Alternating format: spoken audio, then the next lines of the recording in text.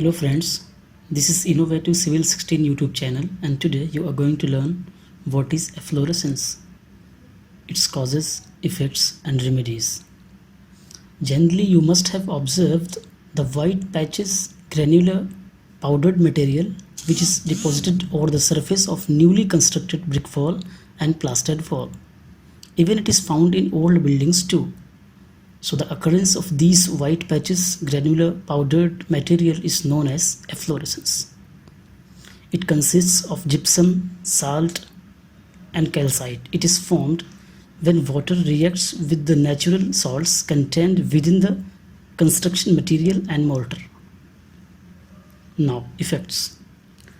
It leads to decay, disintegration of masonry, crumbling of plaster, and damage to furniture and internal decoration.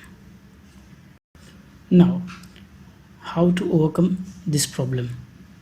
As I have already discussed that it's natural phenomena which comes through reaction, so complete prevention of efflorescence is not possible, but yeah, you can follow these options to reduce the effect of this problem.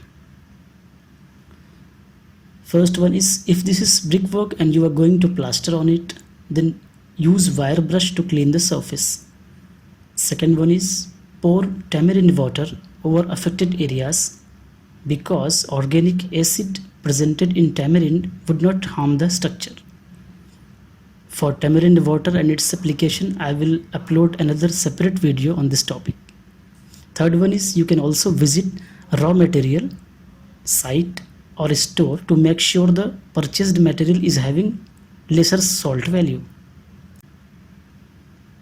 And fourth one is, you can also purchase some efflorescence cleaner which is easily available in market. So guys, this is end of the video. I hope you understood well. So please like the video, do comment for any query and subscribe to the channel for getting more upcoming videos. Thanks for watching. Stay tuned.